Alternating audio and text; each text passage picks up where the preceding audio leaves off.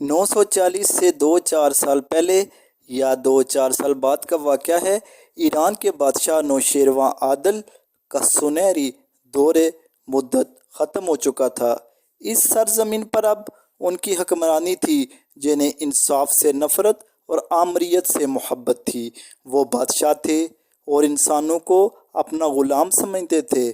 انسانوں کو غلام بنانے کا طریقہ یہ ہوتا ہے کہ عدل و انصاف کی بساط لپیٹ کر پھینک دو، رعایا کو بھوکا رکھو، انہیں بات نہ کرنے دو، حق کا گلا گھونٹ دو، انصاف اس سے کرو جو بادشاہ کے گیت گائے، خوش آمدیوں کا ٹولہ پیدا کرو، مشیر اور وزیر اسی ٹولے سے منتخب کرو، انسانوں کو تنگ دست رکھ کر اس حال تک پہنچا دو جہاں انسان کتے کے منہ سے ہڈی چھین کر اپنے بھوکے بچے کے منہ میں ڈالے۔ ایران کے اس بادشاہ نے عدل و انصاف کو ملک بدر کر دیا اور نوشیروان عادل کے لگائے ہوئے شجر کو جڑوں سے اکھاڑ پھینکا۔ اس کے خاندان کو مجبور کر دیا کہ وہ ایران سے نکل جائیں۔ چنانچہ یہ لوگ ایران سے نکل کر ادھر ادھر بکھر گئے، عرش سے فرش پر گرے تو جدھر کو منہ آیا ادھر کا رخ کر لیا۔ ذریعہ معاش نے انہیں بکھیر دیا، خانہ بدوش کر دیا۔ انصاف کے علم بردار بے انصافی کا شکار ہوئے، بڑے مرتے گئے، بچے جوان ہوتے گئے اور نسلیں رپوش اور نمودار ہوتی رہیں۔ اس نسل کا ایک شخص قرار الحکم بن اقرار ارسلان، گٹھا ہوا جوان، چہرے پر آباء و اجداد کے عظمت کے نقوش نمایاں تھے، مگر تنگ دستی اور روزی کا متلاشی ایک جنگل سے گزر رہا تھا۔ کسی نے ٹھکانے کی تلاش میں جا رہا تھا، تھک گیا اور ایک درخت تلے بیٹھ گیا۔ قریب گھنی جھاڑیاں اور گھنے پیڑ تھے، ان کی آؤٹ سے اسے بچوں کے ہنسنے کھیلنے کی آوازیں سنائی دے رہی تھیں۔ الحکم کو معلوم تھا کہ یہ کوئی خانہ بدوش خاندان ہے۔ وہ لیٹ گیا، بچے ہنستے کھیلتے دور نکل گئے، خاموشی طاری ہو گئی۔ اسی خاموشی سے ایک خوبصورت آواز جوان تھی اور مقدس بھی، کوئی عورت تلاوت قرآن پاک کر رہی تھی۔ قرار الحکم پر وجد سا طاری ہو گیا، اس کی تھکن دور ہونے لگی۔ سنتے سنتے وہ بے دق اٹھا اور اٹھ کر دوڑ پڑا، جھاڑیوں سے گھوم کر اتر گیا جہاں خانہ بدوش دو پھٹے پرانے پیوند لگے خیمے میں رہتے تھے۔ ایک خیمے کے باہر ایک جوان لڑکی قرآن پڑھ رہی تھی، وہ اپنی آواز کی طرح دلکش اور حسین تھی۔ دو بوڑھے آدمی الگ بیٹھے رسیاں بنا رہے تھے، چند عورتیں اور 2-4 مرد بھی تھے۔ قرار الحکم کو دیکھ کر سب اس کی طرف متوجہ ہوئے اور وہ ان کے درمیان چلا گیا۔ آپ کی اس بیٹی نے ایک آیت غلط پڑھی ہے۔ الحکم نے بوڑھوں سے کہا، مجھے اجازت ہو تو اس کی غلطی درست کر دوں۔ ضرور کر دو، ایک بوڑھے نے کہا، ہم نے نہیں سنا کہ یہ صحیح پڑھ رہی ہے یا غلط۔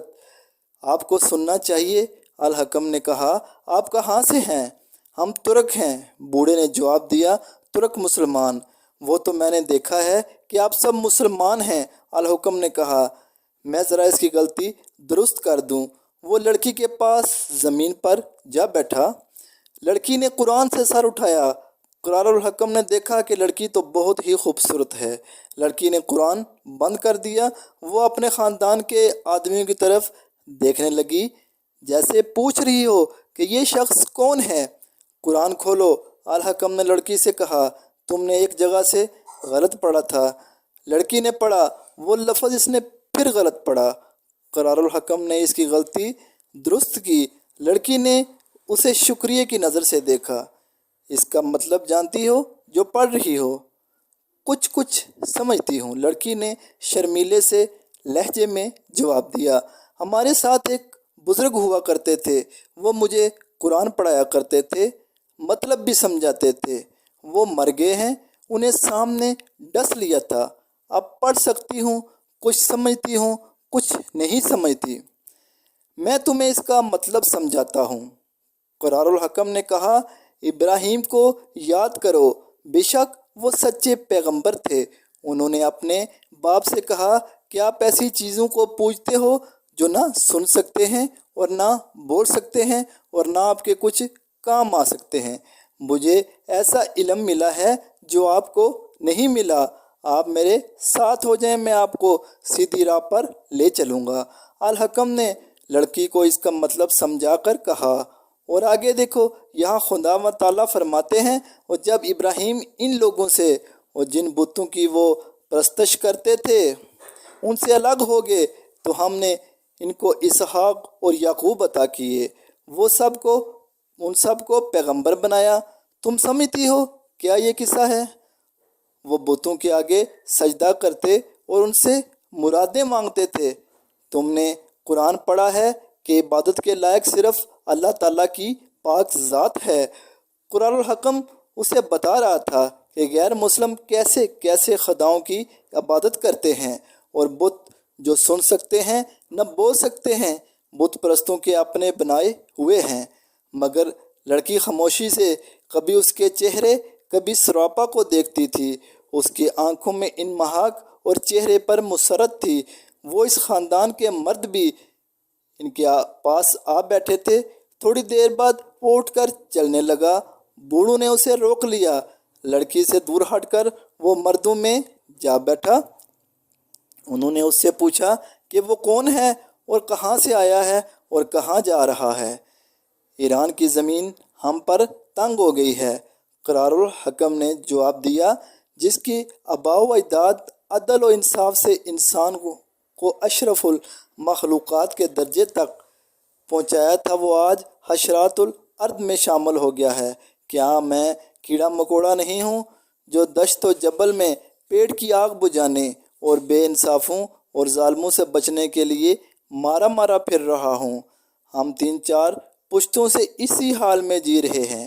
ایک جگہ سے طبیعت اچاٹ ہوئی تو جدھر منہ آئے ادھر کو چل پڑتا ہوں۔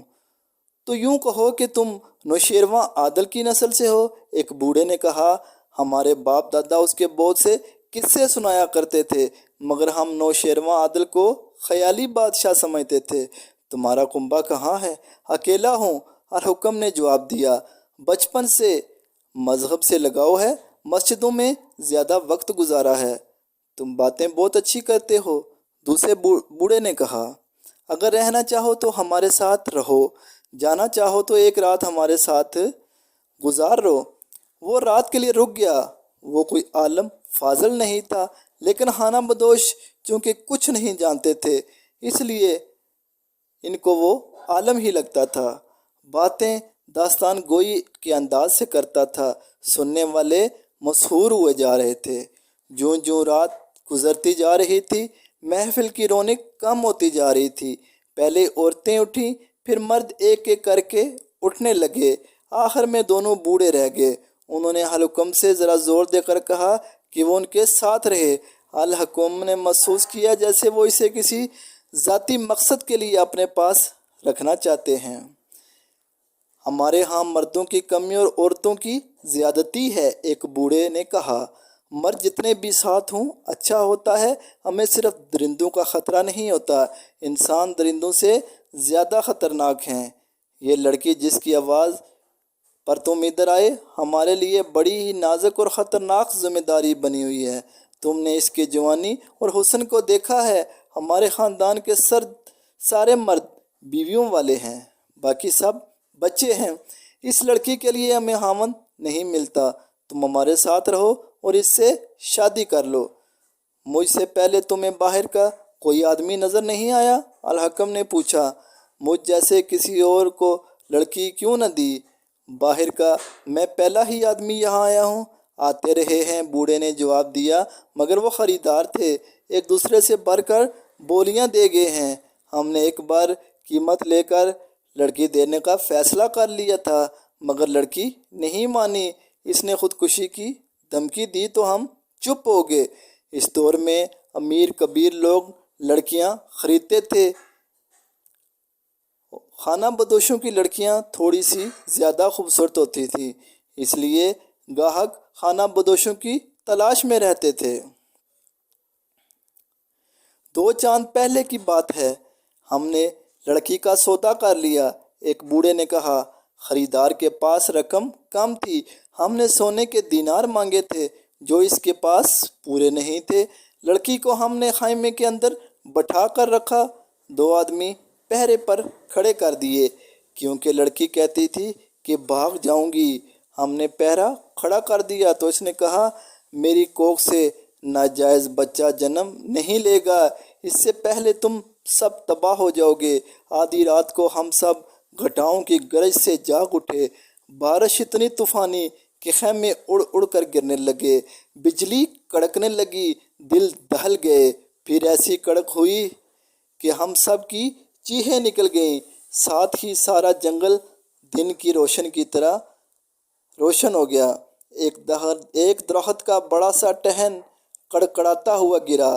फिर बार बार ज़मीन और आसमान रोशन होते रहे। बिजली कड़कती रही, छुपने की कोई जगह नहीं थी। इनमें से एक बंदे ने कहा कि कोई आदमी अजान दो, जहाँ हो वहीं सजदे में गिर पड़ो। 3 आदमी अजान देने लगे। बाकी सब क़यामत की बारिश में, पानी और कीचड़ में सजदे में गिर गए। तूफ़ान बहुत देर बाद थमा। हमने सदा तूफ़ान, खौफनाक तूफ़ान भी देखे थे। हमारी छत आसमान है और आसमान ही हमें नेम तुमसे नवाजता है। ये लड़की हम सब को अजीब निगाहों से देखती आस्ता आस्ता हमारे आगे से गुजरी। इसकी आंखों में जाने क्या असर था कि हम सब ने नज़रें नीची कर लीं। हमें इसकी धमकी याद आने लगी कि मेरी कोख से नाजायज़ बच्चा जन्म नहीं लेगा, इससे पहले कि तुम सब तबाह बर्बाद हो जाओगे। लड़की के हाथ में यही कुरान था, वो जो आज पढ़ रही थी।